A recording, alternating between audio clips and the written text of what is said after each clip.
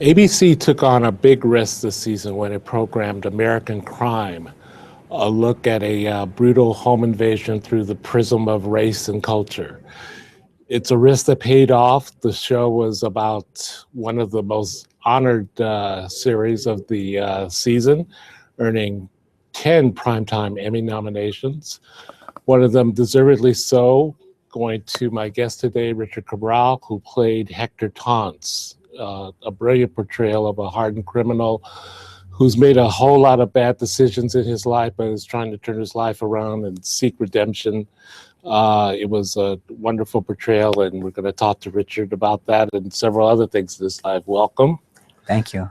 Uh, I just want to ask, what was it? I mean, the Emmys is such a big deal, Right.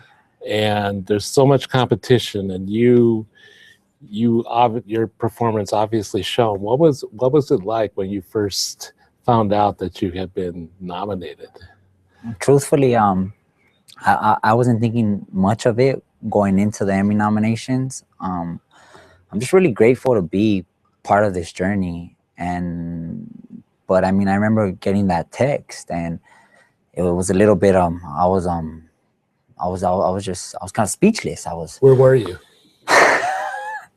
I was in downtown at a coffee shop, and it was on my wife's birthday. Oh wow! Yeah, so we're going on our little ritual. I mean, the things that she wanted to do that we've been doing.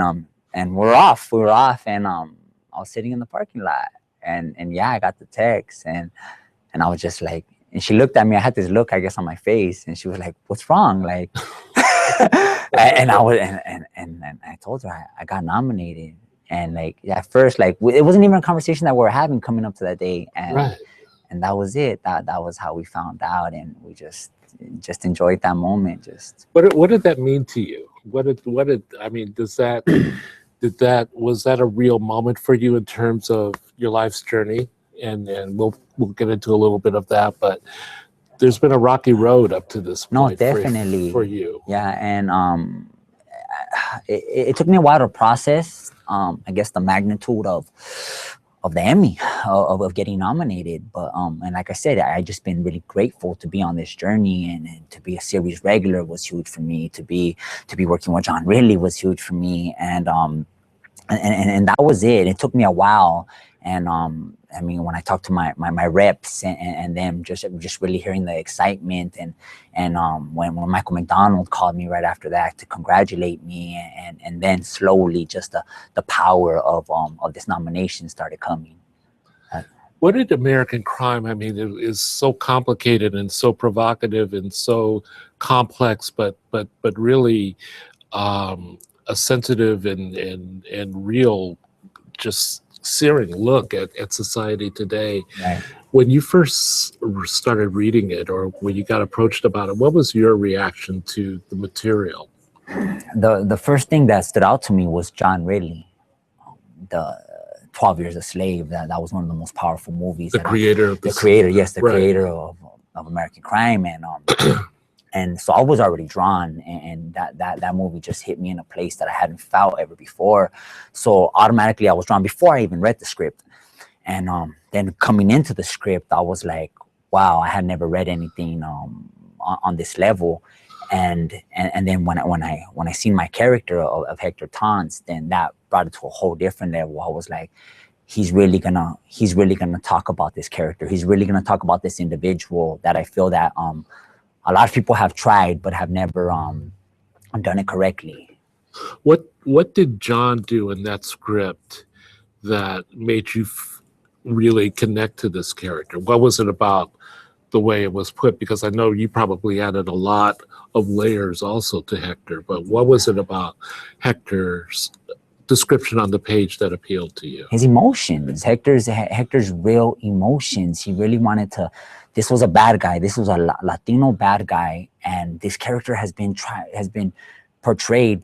They have tried to portray this character for so long, but it's just that one-sided. And John, just talking to John, we really wanted to get that three-dimensional side, and that emotions of just carrying the empathy, and that was it. And just when we really started getting into Hector on the first episode, on the pilot, And it's the scene where where I say, you know why you shot me? Because you don't give a damn about me. And that was like the pivotal moment of like wow, we're coming from a real place, and we're gonna let the world know who this person is in real life. Because there was, when you said that line, there was a lot of rage, but also a lot of hurt. It was hurt. I think it was that was it. The majority of it was just hurt, more than anything. And then it hit me, and we started talking a little bit about my personal experience, my personal life experience, and it got me, and I believe that's what was shown. That's what came across to the audience. What have filmmakers and people who have tried to capture this subculture before gotten wrong? What you say it's always been one-sided. Right. What have they gotten? What have they not? They never tell the reason why we become what we become. They just give you the end result, that he was a bad guy, that he's a drug addict, that he's a gang member. You never know. You never go into the reason why, and it's as simple as that. And I've been watching this character. Those are my favorite movies, and until American Crime, that's the first time I feel that we've seen it in film or television. Of course, you have your own personal experience exactly. that you brought to it. So as a young boy, you were into trouble just at a very young age, Right. and it was just gang member, Yeah.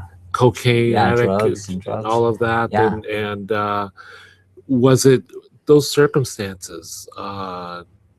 Looking back on that now, what's your reflection of how rough that was for you? I mean, it was definitely an emotional, rough part of my life, but it's the same story that happened to thousands upon thousands of youth and adults in Los Angeles. But I embrace it today because it is what made me. It is what made me the storyteller that I am today. And yeah, that's. And when you were working out the character with John and the sort of providing the layers for Hector, what did you feel was most important to get about to show about where Hector was coming from and his soul and his desire to do right? It was just to really just tap into the real feelings, to the like I said, I wanted the world to know why he became what he became, that there was hurt in this man, that he was doing it because he had no other choice. This is all he had, and he was handling the situation as best as he could, but deep inside he was hurting. He was crying for help, but there was nobody there, and that's what hit me that in my personal life. So when you're portraying a character like this that's so close to you, but you're still acting, you're Right. still, this isn't you, this Right. you're acting a character. Is it challenging for you to get into this skin, or is it almost like second nature? Can you just easily go in and out, or is there a process? What's your process? There was a huge process. I remember my daughter was born. She was just like 2 months born, and I was off to Austin to film. And I told my wife, I was like, you know what, I need to isolate myself for this, because I know it's gonna be a deep journey, and I really want to give it my all. And it was challenging. Like, even though this happened to me, it's to go deep in there and to have to deal with those emotions, to have to bring them back up, that they're in the subconscious. It would be times where I would just be in my trailer, just like really going through it, like just crying, just crying, and just praying that I become the vessel. I believe I'm a vessel, and I just wanted that to come out, and that's what I was striving for. So you have a newborn daughter, Yeah, and you had to just sort of get away. I had to, and my wife didn't understand at that time, but I told her to just trust me, that I wanted to give everything to the show. I wanted to give everything to John Ridley, and I most of all, I wanted to portray this character as the best that I could, and it was going to be a lonely journey. It was a lonely journey for those 4 months filming in Austin. What was there a scene for you that was just really challenging, was really difficult for you to get into? It was just, there was just so many.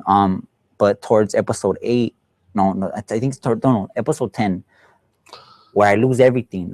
They telling me I'm going back to Mexico, and I'm telling my lawyer, like, I tell him I got a little girl. I tell him I got a little girl, and now you need to help me, and then my daughter, my daughter's just popped up in my head, and it just came, it just broke me, and I just remember just really needing a moment after just to really like just focus and just catch my breath, and yeah, my little girls, it was fresh, and wow, yeah, it took a lot. Now, when you come on a set like this, you're with Oscar winners, you're Right. with Emmy winners, Felicity Huffman, and you have your look. The tattoos are Right. real. A lot of people might not, but that's real stuff. Part of the package. Part of the package. How did people respond to you? Because you're also relatively new, and Yeah. but what was the response when you showed up? I mean, yes, I was on. This is my first big show, but I've had the honor to work with. With great directors too. I mean, David Ayer on End of Watch, and I worked with Jake Gyllenhaal, Michael Pena. I worked with Ridley Scott on The Counselor, and Cormac McCarthy, one of the greatest writers of our time. And so even though I haven't been on the front, starring in something like all in the front, but I've been around. Great people, so I felt that going on set, like I belonged there. Right. I worked my butt off to be there, and I fought for that. I fought for Hector. I gave my heart and soul to it. So, and that was all that was my concerns. But it was an honor to be with Felicity and Tim and Regina, Benito Martinez, and Were you intimidated? Truthfully, I wasn't.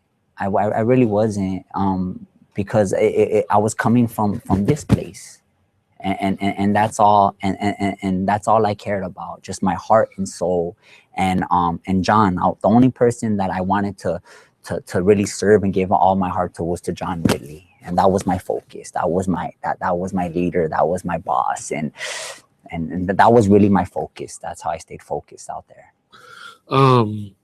Some people have sent in some questions from Twitter, wanting to know about you and your personal story. And after you did a stint in prison, right? Right. What was that for? I started going to jail when I was 13 years old, and then I eventually stopped being incarcerated when I was 25.